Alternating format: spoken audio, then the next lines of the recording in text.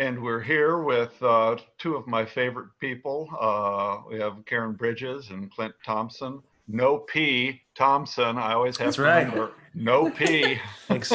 I'm sure there's a bad Thanks joke for in there, remembering. but also known as Thanks for Stone, remembering. also known as Stone and Snow, and out of Bloomington, and they're going to be part of this electronic concert series that our good friend John Taylor is putting together, Play It Forward. And so we're looking forward to that, but we thought for the folk, particularly for the folks that don't know them as well, have a little conversation with them that people can see before the concert. So welcome to you both. Thanks for having us. We're excited. Well, and I've known about you for a couple of years. I think the first time that I got to see you is when you played on the Peoria Riverfront as part of Taste of Peoria. And at that time, I was producing a TV show and thought that you'd be good for that, and you were. And thank you. Oh yeah, we were like, who's this guy? Is he for real? But we enjoyed that, and we're so happy to see you on the list of folks that were going to be a part of this. For people that are not familiar with you, if you can give us a short history of Stone and Snow. Sure. Well, we've been writing and performing together for a little over 8 years. We met in 2012, I think it was, and both kind of looking to write music and looking for a partner to do that with. And so we just started writing together, and now it's like 8 years and 3 albums later, here we are. And your most recent album was officially from 2019. Have a copy of it in my stack of vinyl. I always love getting vinyl from some of the artists I know. Love is a Weapon, and I know it's been well received, as well as your latest entry into the Tiny Desk got a little mention once again. So it's nice to see that when you do something on a bigger stage, that people recognize it for the quality that it is. Well, thank you. Thank you very much. Yeah. In fact, I think that's your. Go ahead. Oh, I was going to say, it's kind of become a tradition for us to enter NPR's Tiny Desk contest every year.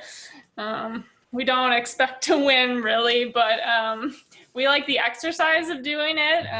We've used it to debut new songs, which is something we did this year with our song Cruel. And we're just like absolutely floored that they chose it as one of their favorite entries, and that was the second time in 3 years they've done that with our. So yeah, and it really makes a difference for, you know, a relatively unknown band to get that kind of mention and get that kind of press. Our video from this year is like our most watched video on YouTube now, and it's helped us have a wider reach digitally. So. And along the way, I know one of the people at NPR, in commenting on your video, compared you to Florence and the Machine, which is a very nice compliment. Yeah. Very nice.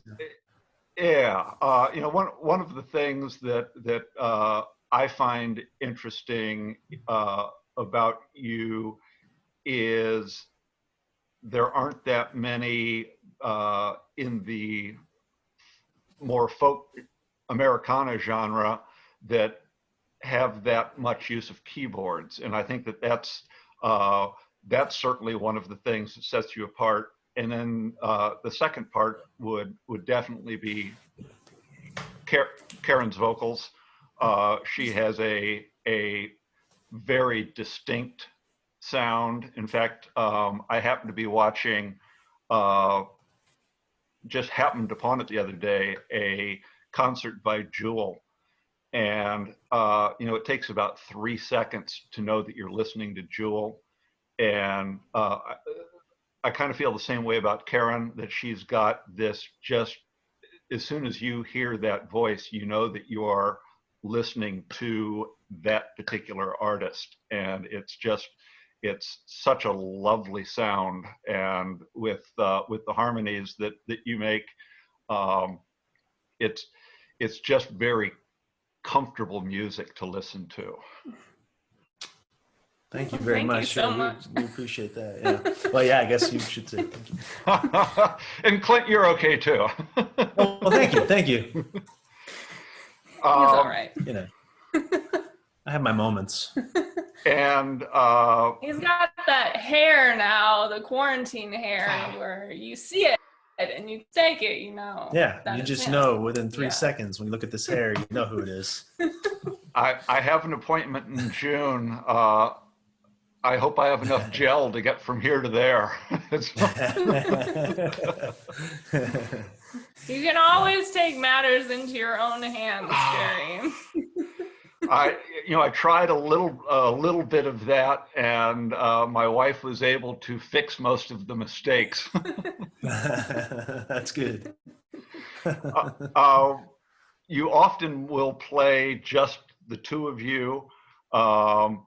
Are you going to be doing just the duo for Play It Forward? Yes. Yes. Yes. Yep. Yeah, we're Yeah. keeping personnel to a minimum during this time, sure. I mean, we would love to play with our whole band, but I don't think it's a good idea right now.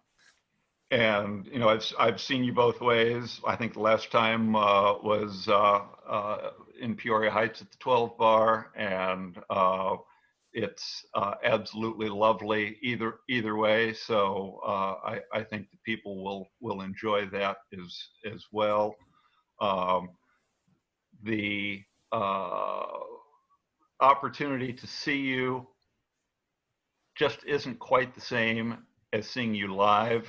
But it's what we have under these circumstances, isn't it? And so wonder if you have just thoughts and comments about how this has affected the two of you as our world has changed here these last couple of months. Yeah, it's been a big change for us. I mean, we had all kinds of things planned, for spring, summer, and even into the fall that have just put on hold or canceled. So income is just gone, from all that. We kind of right in the middle of making another record. And, as we're looking ahead towards the future, we can see before this thing hit, we can see we have gigs, we have income coming in, we can pay for this record, no problem. And then it hits and everything just comes to a standstill, but we still have this record that we want to make. So that's been a big, kind of a bummer, but we're going to get through it. And we, like she said, we don't work with the band right now, just trying to limit contact. But we kind of treat both of our households as one household, and therefore we're able to working together and keep things going. And like you said, thank goodness we have this virtual thing. At least we can do something, and get out there. And So we're just trying to stay busy, and trying to Yeah. do what we can, just like everybody is right now. And I would add, as I see your lovely T-shirt, that you two are not only performers, but are part of creating a space for performers such as yourself. And again, from the days when I was making a TV show, one of the things I loved about that show was we created a room where people listened, where people weren't yelling at the waitress wanting to know where their drink or their burger was. They were there for the music, and they were quiet and respectful during the music, and then were appreciative at the end of the song.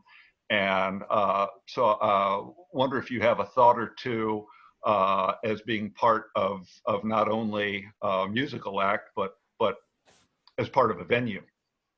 Yeah, so we have a micro venue in Bloomington called the Hallowed Hall, and it's a collaboration with some graphic artists, Chris Gray and Joel Hunter of Haphazard Press, and they do a lot of illustrations and poster work for nationwide, worldwide acts, artists, and so it was a great fit to turn their studio, their production space into a venue. And so that was part of our strategy as a band too, to help us get connected with other artists, because sometimes it feels a little isolating here in the Midwest, in a small town, in a small market. So that was helping us get out there a little bit more, and we would sometimes sit in with the bands when they come through, and obviously, and so all of that has stopped too. We are thinking about, we're trying to brainstorm ways that we can, now that I think the governor is allowing venues like Bishop Hill to bring in bands for live streaming. We are exploring what that might look like with the Hallowed Hall. Our concerts, everybody who comes gets a poster from Haphazard Press, so we're kind of exploring whether that can be done in this sort of arrangement. We don't know if we're going to do it yet, but we're thinking about it. So, but it seems like as I talk to different musicians, that there's kind of three legs to this stool. The musicians have lost their work. The venues have lost those opportunities, and then you're going to have the people that make it all happen by virtue of coming to the shows. So many of them are unemployed that their discretionary income is going to be limited. right. That it really feels like this is going to be a little bit more of a challenge, that along with I think sports, that live music is going to be one of the things that just has a longer road back to something that feels normal. Mhm. Yeah. Don't sure. you think? Yeah. Definitely. And I mean, I guess we're in a, as far as our venue is concerned, we're in an okay spot, because as long as Haphazard Press can keep their space, we can open up when it's safe to do so, which unfortunately a lot of other venues may not be in this place because they're dedicated music venues and they have no other way to make money.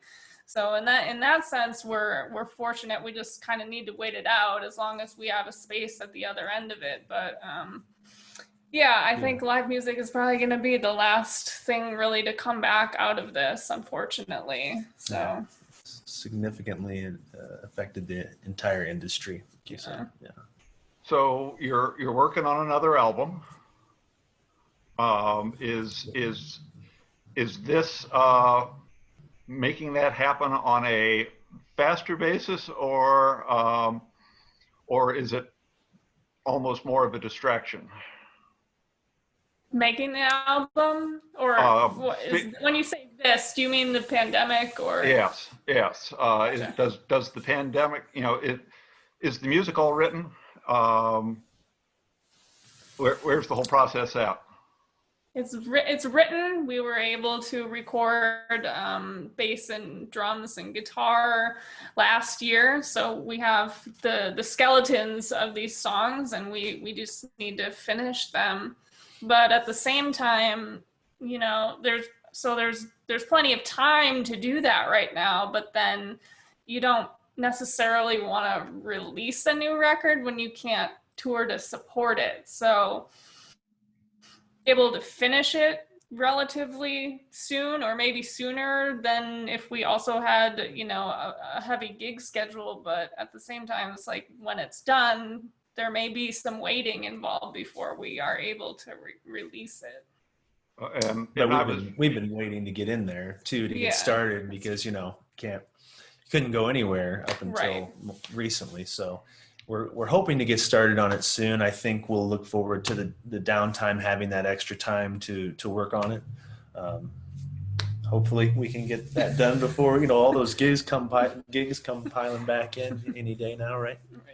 But, and in conversation I was having with another artist, I don't know if the fans always appreciate that, um, you know, you have to go through the process of making it, and then you have to, at some point, decide how many of what form to make of this, and that's a major investment separate and apart.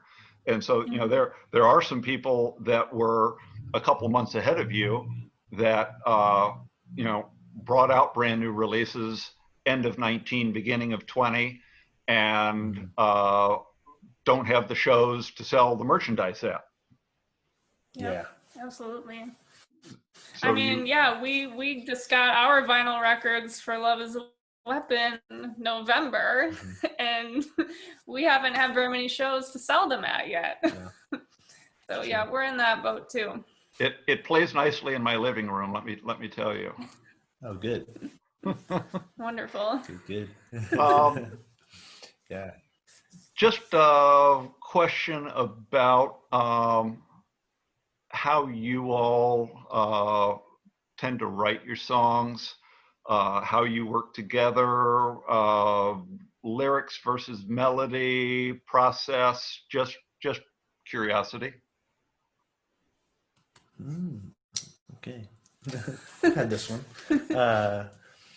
Well, I don't think there's one set way that we do it. I mean, I guess I tend to initiate more than Clint does, as far as like, here's a start to something. But I think ideally lyrics and melody all come together at the same time. That doesn't always happen. Like, he had a riff that he'd been playing around with for 10 years, I think, and then before we met, and then I put lyrics to it. I came up with a melody and put lyrics to it. I think some of my favorite songs are the ones where somebody starts with a piece of something, and then we're able to construct an entire song, going back and forth, like, here's more, do you like this, no, change that, until we have something that's we both got some stock in it, I guess is what I'm saying. Yeah. But I mean, she's one that's going to come to me with like, oh, here's an entire song I've written, which I love that. I love when she does that.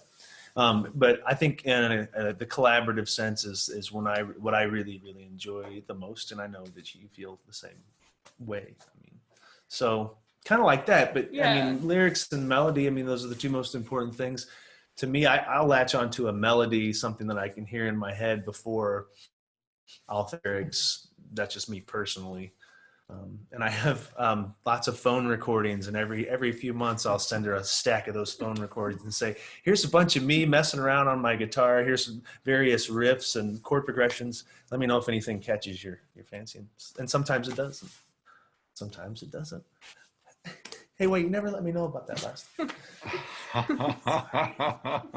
No. I don't know if that answered the question, but no. And I feel like I always have lyrics running through my head. I just have to stop and like think about what I'm thinking about, and then I realize that, oh, this is a line, this is a lyric.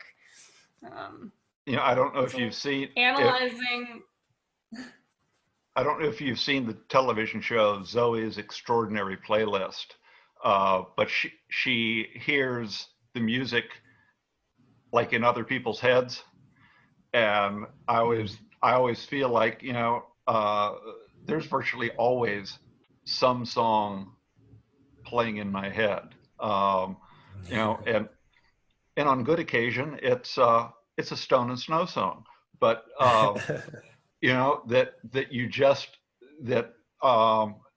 it just kind of becomes part of your kind of train of thought, your, just where your brain's always at in the moment.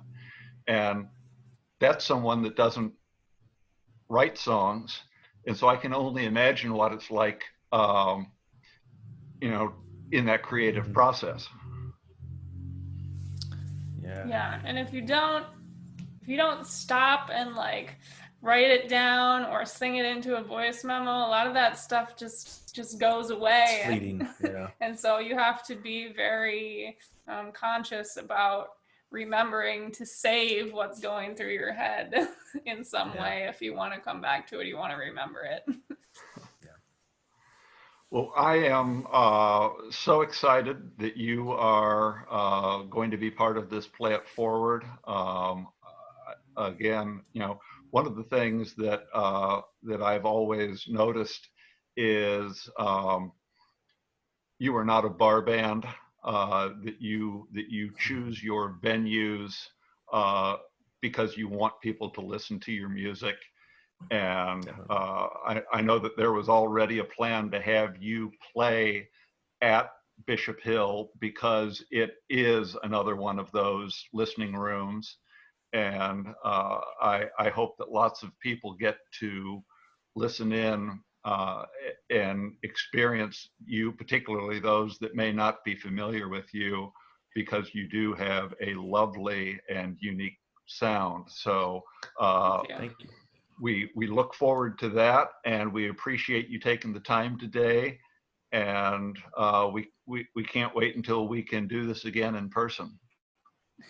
It was our pleasure, and Wonderful. we can't wait to see everybody in person. Or Yeah, we were supposed to play in Bishop Hill in April, I think it was. So Yes. this will be our first time. We're like, yay, we have a gig in a real venue. real gig. Yeah, We pretty look forward- excited. So about it. we're really, really very appreciative of John and everybody, the Levitt Foundation and all of that, and Galva Arts Council and everybody for supporting this. It means a lot to us. We look forward to seeing you then, and then hopefully before we get too far down the road, seeing you again in person. I thank you for your time. Thanks, Jerry. Thanks, Jerry. Good to see you.